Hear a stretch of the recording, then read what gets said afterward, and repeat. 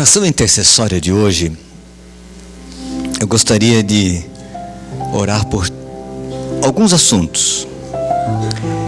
Em primeiro lugar, pelos casais que se casaram e comemoraram aniversário de casamento em fevereiro e em março.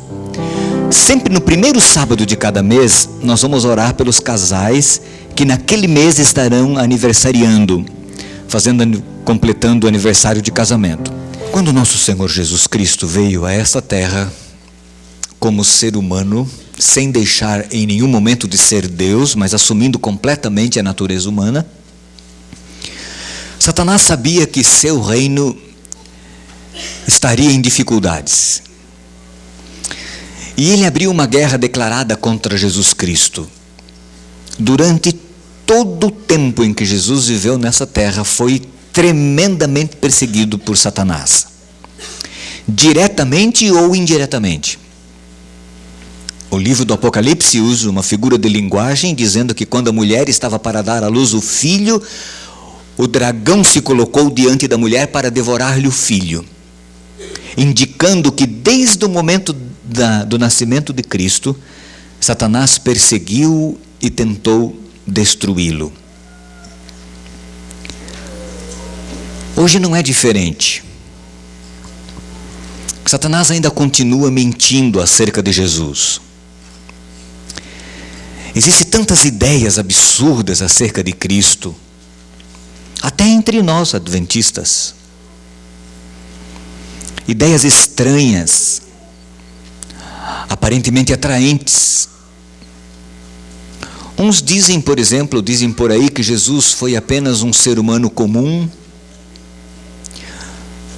simplesmente muito inteligente, muito sábio.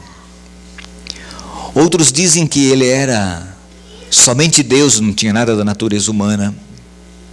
E assim por diante. Como conhecer a verdade? Qual seria o caminho, qual seria a opção? A Bíblia. E não temos outra alternativa. É a Bíblia.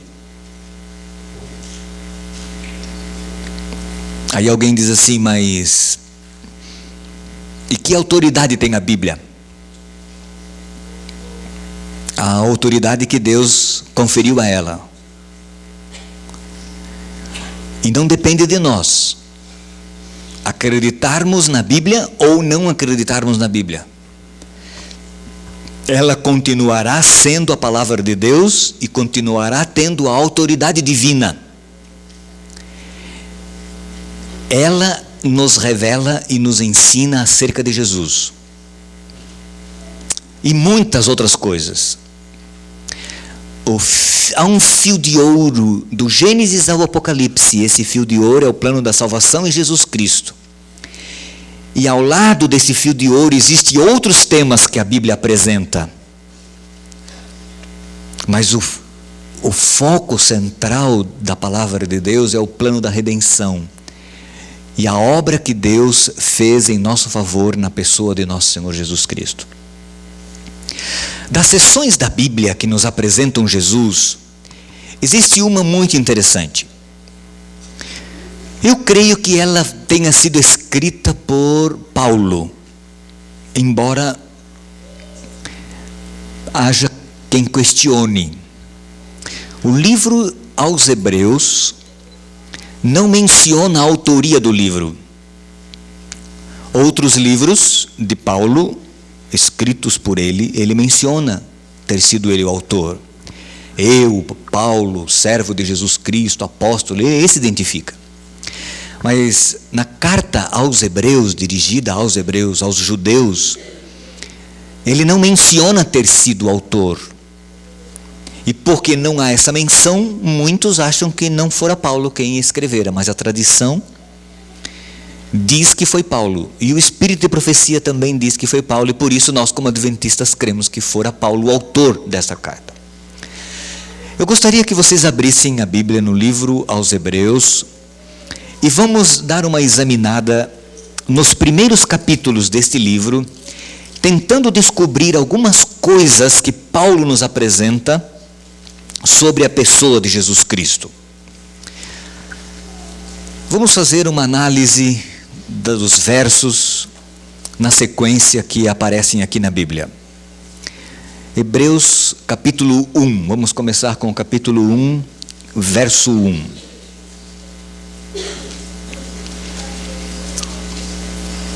Há muito tempo, Deus falou muitas vezes e de várias maneiras aos nossos antepassados por meio dos profetas. Nesse primeiro verso, Paulo diz que Deus fala. Deus se comunica conosco. E a forma de Deus se comunicar conosco é de muitas maneiras, de várias formas. Não existe uma fórmula única de Deus se comunicar conosco. Deus tem várias formas e várias maneiras de se comunicar com seus filhos, com as pessoas. Mas ele diz assim: ele se comunicou de muitas formas e de muitas maneiras aos nossos pais pelos profetas. Deus usa profetas para se comunicar com seus filhos, do jeito dele, da forma dele, da maneira como ele deseja, no momento em que ele acha que deva fazê-lo. E agora Paulo continua, mas, verso 2, nestes últimos dias, falou-nos por meio do Filho, a quem constituiu o herdeiro de todas as coisas e por meio de quem fez o universo. Este Filho, o verso 2, é o resplendor da glória de Deus e a expressão exata do seu ser, sustentando todas as coisas por sua palavra poderosa. Depois, esse Filho, de ter realizado a purificação dos pecados, ele se assentou à direita da majestade nas alturas, tornando-se tão superior aos anjos quanto o nome que herdou é superior ao deles. Veja que linha de raciocínio bonita que Paulo desenvolve aqui. Deus falou a nós através dos profetas, de muitas formas e de muitas maneiras, mas agora, ultimamente, ele tem falado pelo Filho. E este Filho é a expressão exata do Pai. Ele é igual ao Pai. E este Filho, é Ele que foi o Criador. Ele foi o agente criador e é o mantenedor de todas as coisas. E esse Filho, quando ele terminou de fazer a purificação, quando ele completou a obra que ele tinha que completar aqui na terra, ele subiu ao céu e se assentou à direita da majestade celestial. Portanto, ele é superior aos anjos, sobretudo o nome que ele adquiriu. Que nome é este? Salvador, Redentor, em função do ministério exercido por Cristo aqui nessa terra.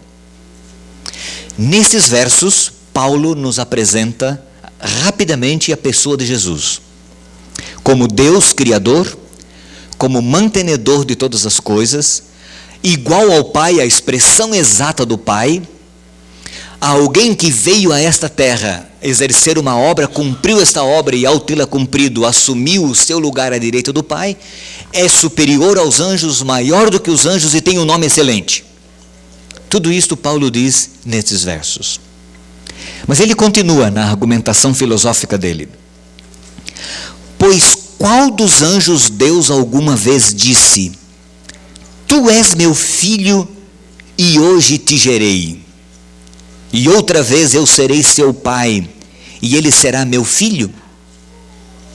Este é um verso difícil da Bíblia, complexo de ser entendido.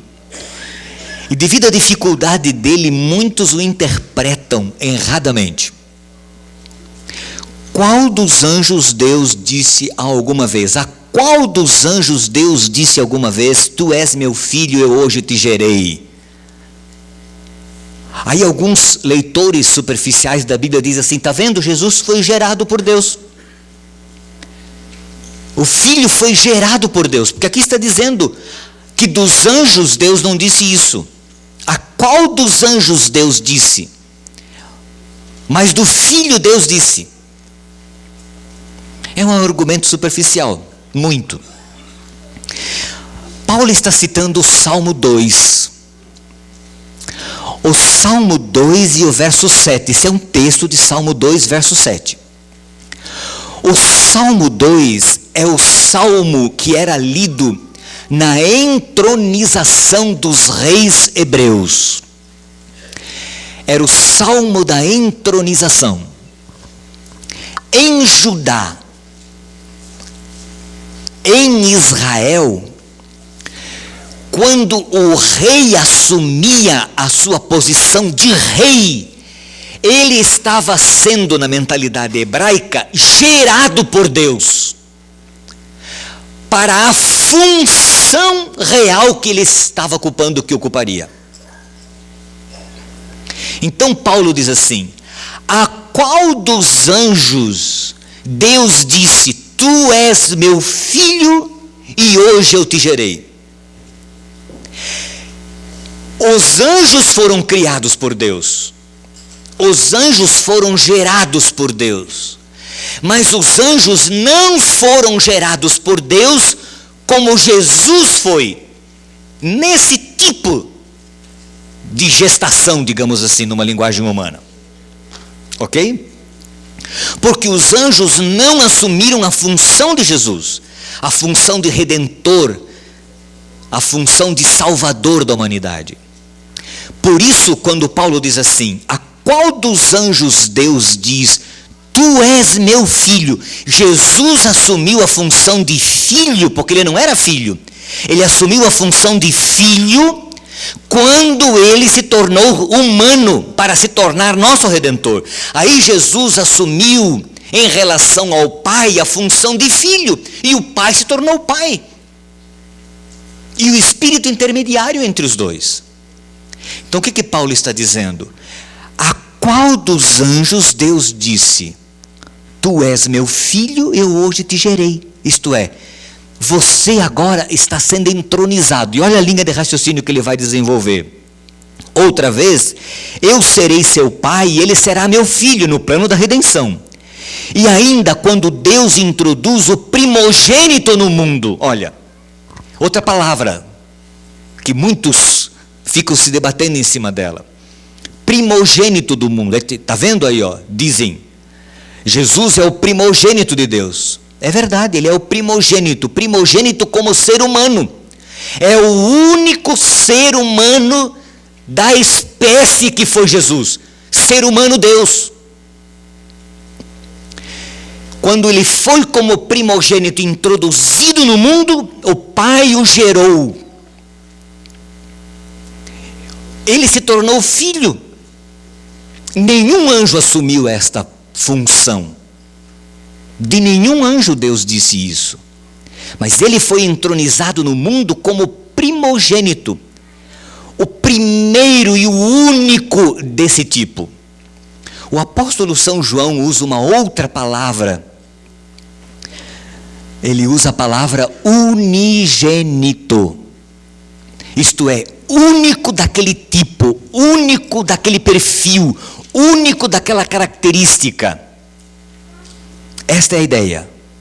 De nenhum anjo Deus disse isso, mas de Jesus Deus disse: ele é meu filho, eu o gerei, ele é o primogênito, ele é o único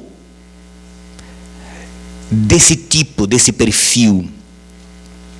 Quando ele foi introduzido no mundo, aí continua o verso 6, diz, todos os anjos de Deus o adorem. Quanto aos anjos, ele diz, ele faz dos seus anjos ventos e dos seus servos clarões reluzentes. Mas a respeito do Filho diz, o teu trono, ó Deus, a respeito do Filho, o teu trono, ó Deus, subsiste para todo sempre, cetro de equidade é o cetro do teu reino. Vocês estão conseguindo acompanhar a linha de raciocínio do apóstolo Paulo, quando ele está falando de Jesus? Ele diz assim, olha, Deus nos falou de muitas formas e de muitas maneiras aos nossos pais, aos nossos antepassados pelos profetas. Mas a nós Ele tem falado pelo Filho. E o Filho é o Criador de todas as coisas e o mantenedor de tudo.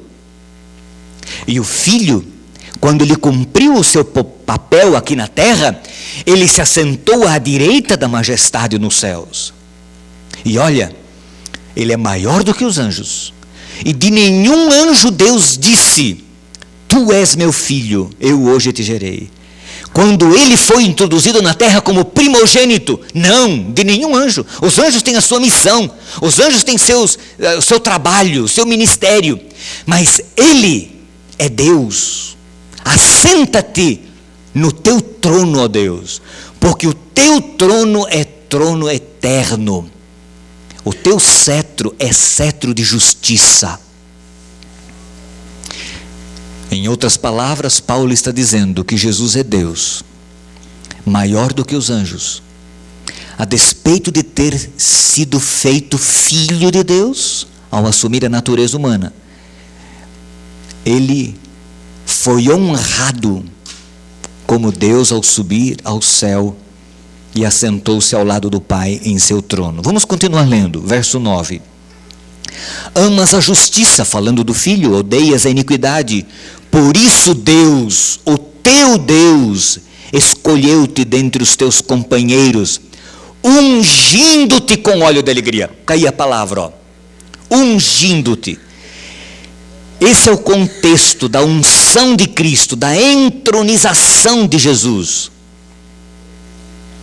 Por isso ele foi gerado nesta função de Redentor, nessa função de Salvador, nessa função de primogênito do Pai, único na espécie, na categoria de Redentor, maior do que os anjos, superior aos anjos. Verso 10, e também diz: no princípio, Senhor, firmaste os fundamentos da terra, e os céus são obras das tuas mãos. Eles perecerão, mas tu permanecerás. Envelhecerão como vestimentas. Tu os enrolarás como um manto, como roupas eles serão trocados. Mas tu permaneces o mesmo, e os teus dias jamais terão fim. Paulo está falando da eternidade de Jesus, porque ele é eterno como Deus. A despeito de ter sido feito homem, a despeito de ter sido gerado pelo Pai na função de Salvador, a despeito de ter sido feito primogênito entre os seres humanos, no tipo, na categoria, ele é Deus eterno. O trono dele é eterno. Ele foi o Criador do universo. Ele é o mantenedor de todas as coisas, e os seus dias jamais terão fim. E aí, a qual dos anjos Deus alguma vez disse: senta-te à minha direita, até que eu faça dos teus inimigos um estrado para os teus pés?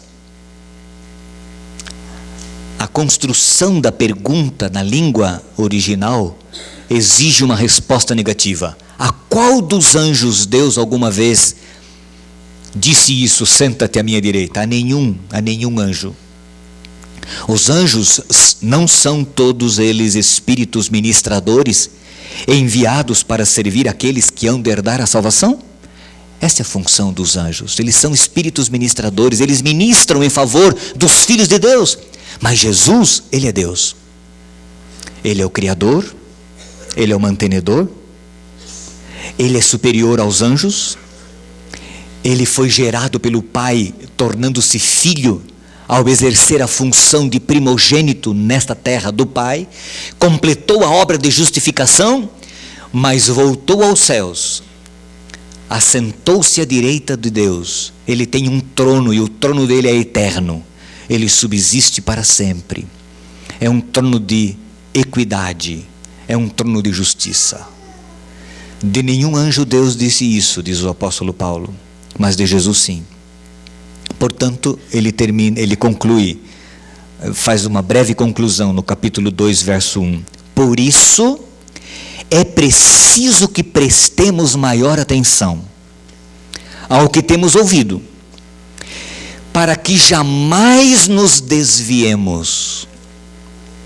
Porque se a mensagem transmitida por anjos, provou a sua firmeza, e toda transgressão e desobediência recebeu a devida punição, como escaparemos se negligenciarmos tão grande salvação? Esta salvação, primeiramente anunciada pelo Senhor, foi-nos confirmada pelos que a ouviram.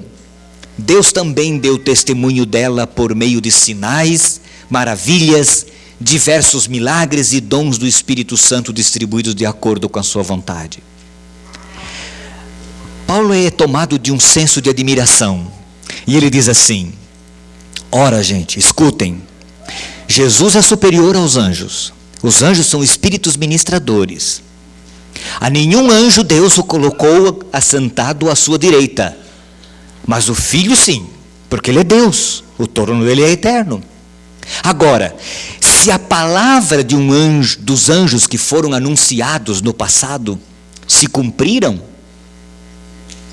quanto mais a palavra do Filho, que é Deus. Como escaparemos nós se rejeitarmos tão grande salvação? Como escaparemos nós se negligenciarmos, se abandonarmos o que temos visto e ouvido? Porque Deus deu testemunho de que aquilo que eu estou falando é verdadeiro. E o testemunho está aí, Paulo diz. As pessoas viram e dão testemunho. E sabe quem dá um testemunho muito grande? É o Espírito Santo. E ele distribuiu dons de acordo com a vontade dele. Como escaparemos nós se não atentarmos para tão grande salvação? Como? Não há como escapar. Irmãos, se eu e você negligenciarmos esta verdade acerca de Jesus Cristo, aquele que se tornou carne, se tornou homem para nos justificar, se nós negligenciarmos, olvidarmos, desprezarmos e ignorarmos o fato de Jesus Cristo ter sido o que Ele é, não vamos escapar. É só uma questão de tempo.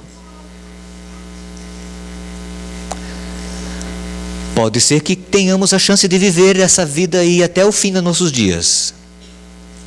Mas mais cedo ou mais tarde, nós vamos enfrentar essa realidade. Só que Deus não quer isso. Parece ser uma ameaça? Sim, é uma ameaça. Por mais estranho que possa parecer, é uma ameaça. Como escaparemos nós se olvidarmos, se rejeitarmos, se não considerarmos, se negligenciarmos tão grande salvação? Como é possível? E ele diz assim, verso 1 do capítulo 2: é preciso que prestemos maior atenção ao que temos ouvido, para que jamais nos desviemos.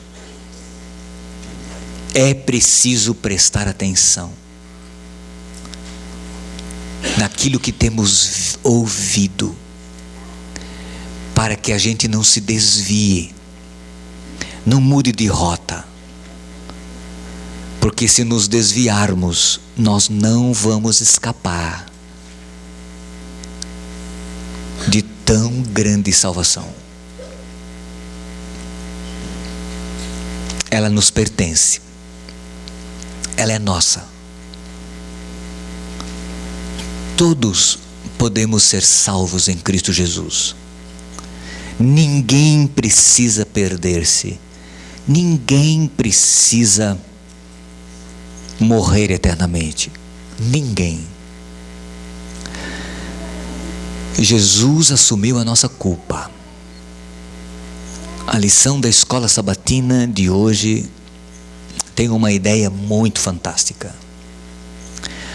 A misericórdia de Deus para conosco foi muito grande. E ela foi injusta, porque nós deveríamos morrer, porque nós é que somos os culpados. Mas a justiça que deveria cair sobre nós, caiu sobre Cristo. E Ele sofreu a ira da justiça divina.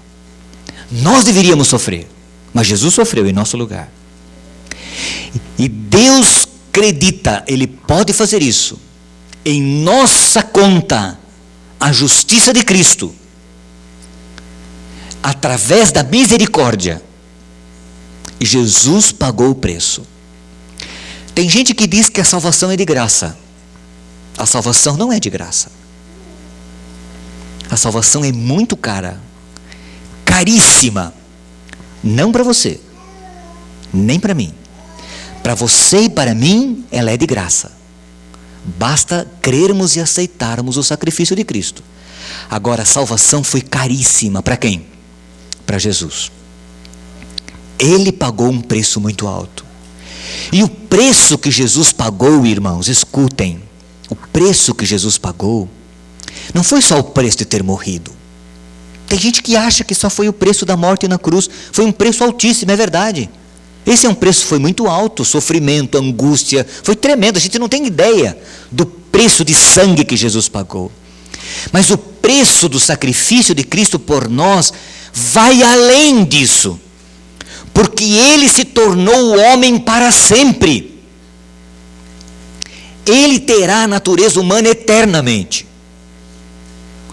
E por isso, por ter a natureza humana, alguns achavam que ele seria inferior aos anjos, porque os anjos são superiores aos homens, e os homens são inferiores aos anjos. E por Jesus ter adotado a natureza humana, alguns acham que ele é inferior aos anjos, e Paulo diz não. Ele foi gerado pelo Pai, ele foi entronizado pelo Pai, mas ele continua sendo Deus, porém homem para sempre. E aí Paulo, num arrombo, ele diz assim: como escaparemos nós se negligenciarmos essa salvação? E ele continua dizendo aqui, no verso 5: não foi a anjos que ele sujeitou o mundo que há de vir, a respeito do qual estamos falando. Mas alguém em certo lugar testemunhou dizendo: que é o homem para que dele te importes, para que com ele te importes, e o filho do homem para que com ele te preocupes. Salmo 8, Paulo está citando o Salmo 8. Tu o fizeste um pouco menor do que os anjos, e o coroaste de glória e de honra, tudo sujeitaste debaixo dos seus pés. Falando do homem, da criação do homem, a Bíblia diz que Deus nos fizera como seres humanos um pouco menor do que os anjos. Os anjos são superiores a nós. Embora Deus tenha dado honra e glória e domínio ao ser humano nessa terra. E está aqui: ao lhe sujeitar todas as coisas, nada deixou que não lhe estivesse sujeito. Agora, porém, ainda não vemos que todas as coisas lhe estejam sujeitas. Vemos, todavia, aquele que por um pouco foi feito menor do que os anjos. Quando Jesus foi feito menor do que os anjos? Quando ele viveu neste mundo, assumindo a natureza humana, estando neste mundo, sem ser entronizado como Deus no céu, como fora depois. Agora aqui, nesse período, ele era um pouco de tempo menor do que os anjos. Jesus, coroado de honra e de glória, por ter sofrido a morte, para que pela graça de Deus em favor de todos experimentasse a morte. Ao levar muitos filhos à glória, ao levar muitos filhos à glória. Quem Jesus levou à glória quando ele subiu ao céu? Uma multidão de seres humanos que ressuscitaram com ele. Nós estudamos na lição da escola sabatina da semana passada. Convinha que Deus, verso 10, por causa de quem e por meio de quem tudo existe, tornasse perfeito mediante o sofrimento o autor da salvação deles. Ora, tanto o que santifica quanto os que são santificados provém de um só. Por isso Jesus não se envergonha de chamá-los irmãos. Ele diz: proclamarei o teu nome a meus irmãos, na assembleia te louvarei. E também nele porei a minha confiança. E novamente ele diz: aqui estou eu com os filhos que Deus me deu. Portanto, visto que os filhos são pessoas de carne e sangue, ele também participou dessa condição humana, para que por sua morte derrotasse aquele que tem o poder da morte, isto é, o diabo, e libertasse aqueles que durante toda a vida estiveram escravizados pelo medo da morte. Pois é claro que não é a anjos que ele ajuda, mas aos descendentes de Abraão. Por essa razão era necessário que ele se tornasse semelhante a seus irmãos em todos os aspectos, para se tornar sumo sacerdote, misericordioso e fiel com relação a Deus, e fazer propiciação pelos pecados do povo, porque tendo em vista o que ele mesmo sofreu quando tentado, ele é capaz de socorrer aqueles que também estão sendo tentados. Maravilha das maravilhas da palavra de Deus. Ele foi feito menor do que os anjos, é verdade, diz Paulo, porque ele se tornou homem, e os seres humanos somos menores do que os anjos. Mas a despeito dele ter se tornado menor do que os anjos, ele nunca deixou de ser Deus. Venceu como ser humano o diabo e a morte, para libertar da morte e do medo da morte os descendentes de Abraão. Não foi por anjos que ele morreu pelos descendentes de Abraão. E ele foi tentado em tudo, ele se tornou semelhante a eles, e não se envergonha de chamá-los de irmãos.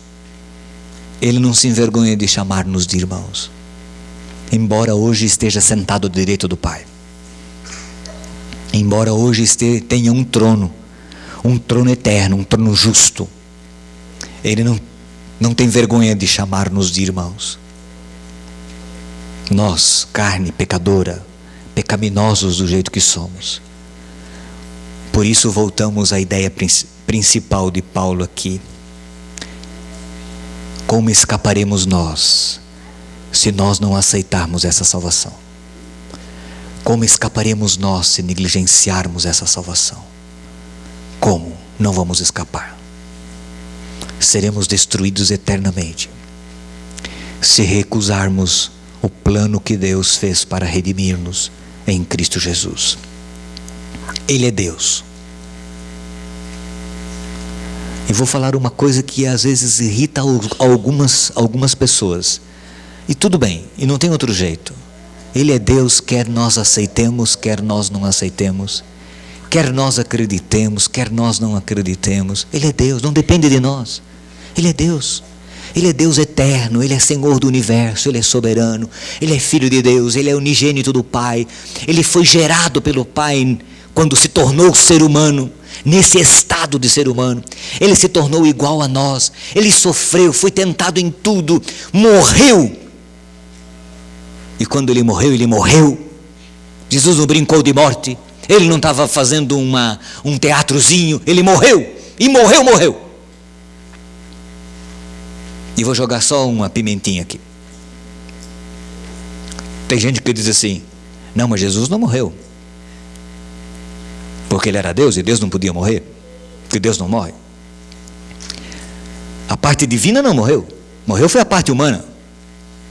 Será que existe dicotomia das duas coisas? Não existe dicotomia. Essa dicotomia é filosofia grega, isso não existe. Tem esse negócio de separar espírito. Jesus, Deus, completamente Deus, assumiu completamente a natureza humana. Eu não entendo isso, e nem você, nem tenta entender, que você vai ficar louco. Um dia nós vamos entender. Nós temos que aceitar pela fé, e essa é a revelação diz isso. Agora, o como nós não sabemos. Agora, que Jesus morreu. Porque se não tivesse morrido, você acha que Satanás iria engolir? Quando Jesus morreu na cruz, qual foi a expressão que ele falou? Está consumado. Ele disse outra coisa: Pai, antes, nas tuas mãos eu entrego o quê? O meu espírito. O que é espírito? A vida. Pai, nas tuas mãos eu entrego a minha vida. Pai, a minha vida eu entrego nas tuas mãos. E ele disse: está consumado, e morreu. Jesus morreu.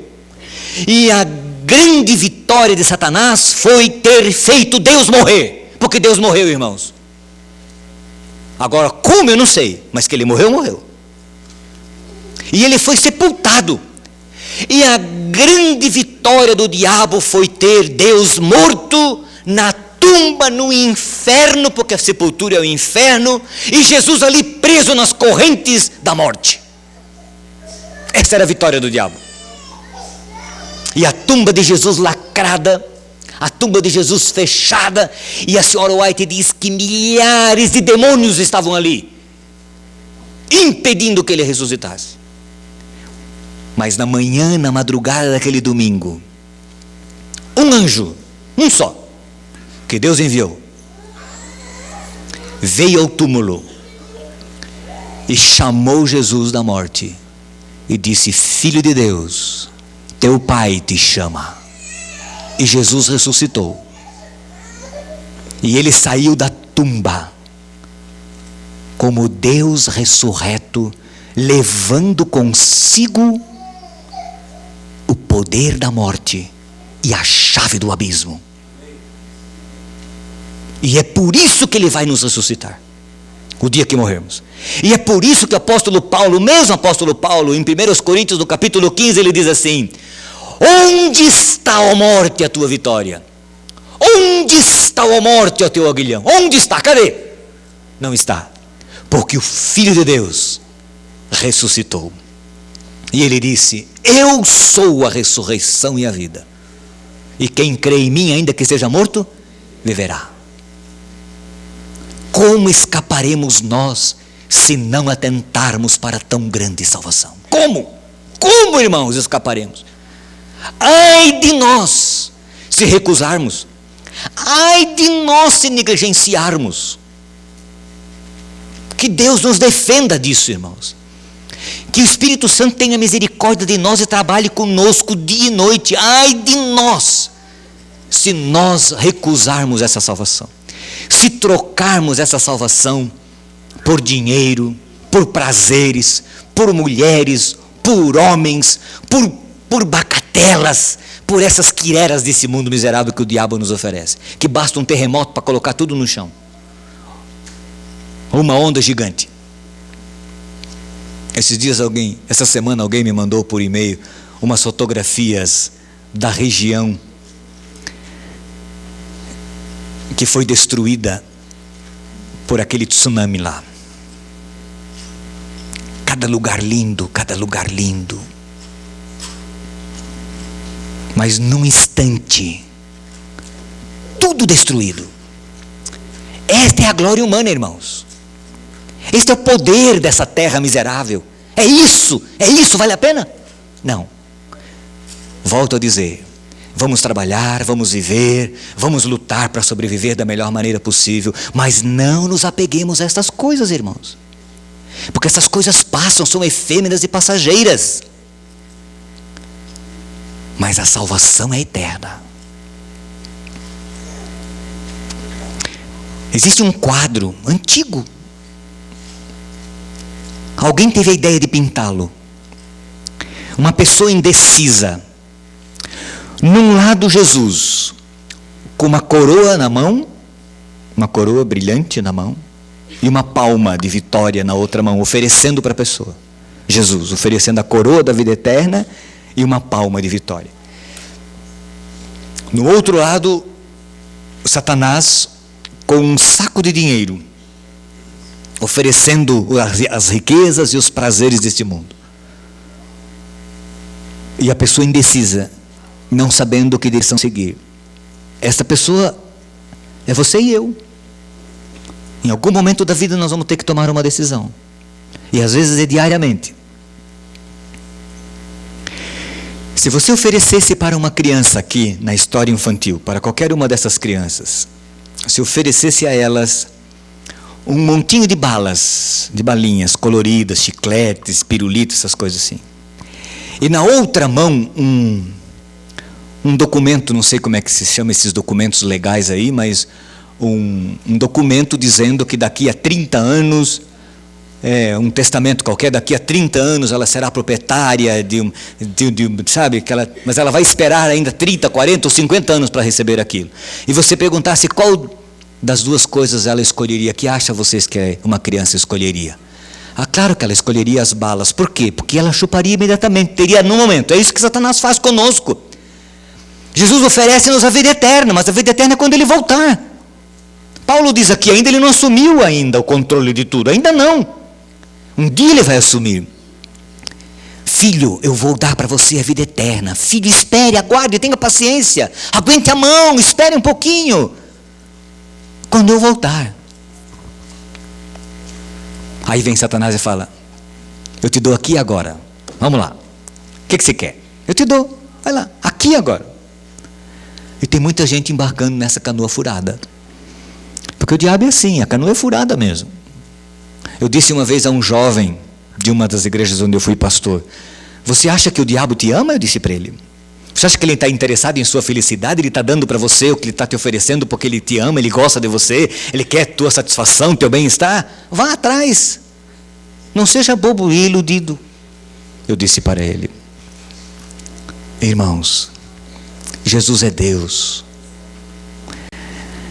Houve um tempo em que ele se tornou menor do que nós, os seres humanos, do que os anjos, desculpe, ao se tornar como um de nós.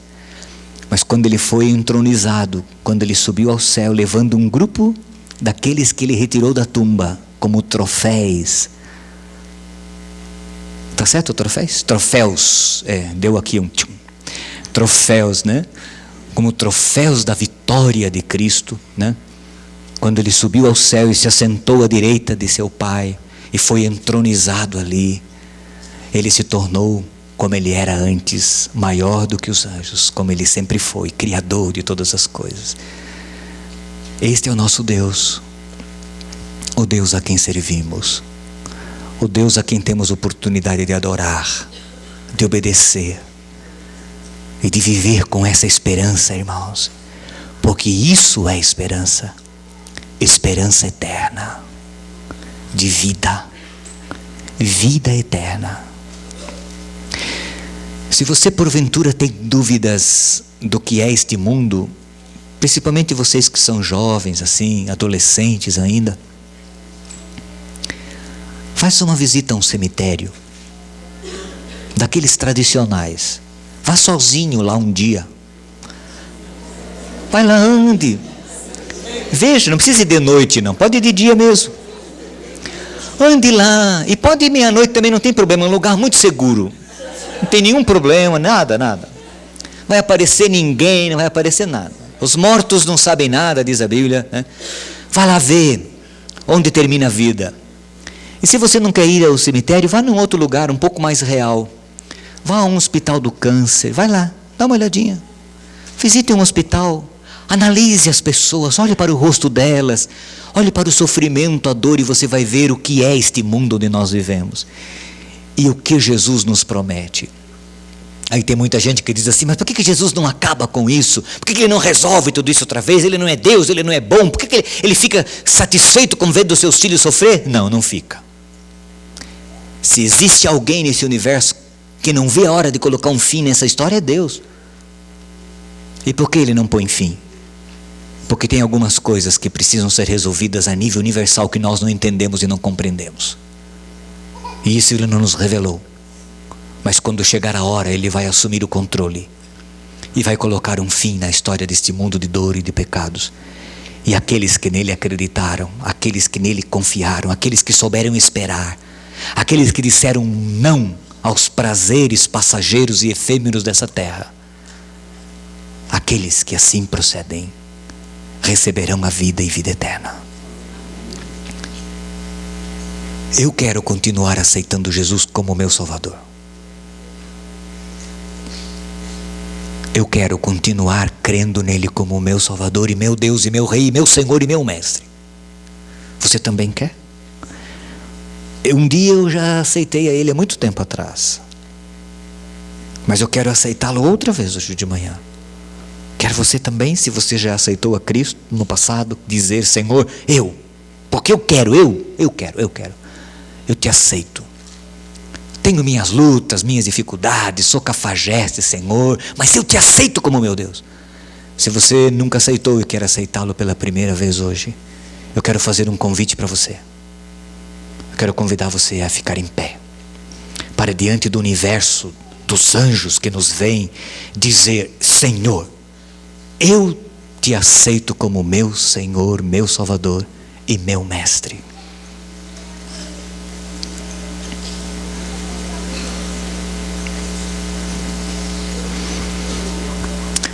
Eu gostaria que esse ato de se levantar não fosse um ato formal, tá bem?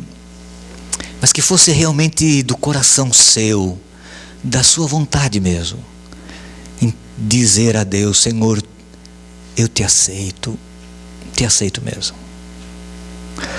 Você veja que eu não contei nenhuma história para você chorar, eu não conduzi vocês pelas emoções, não, porque eu gostaria que você, embora as emoções tenham o seu lugar, eu acho que às vezes ela nos engana.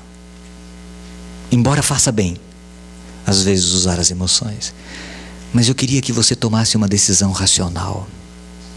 Senhor, eu, coloque seu nome, te aceito como o meu Deus, meu Senhor, meu Mestre, meu Salvador.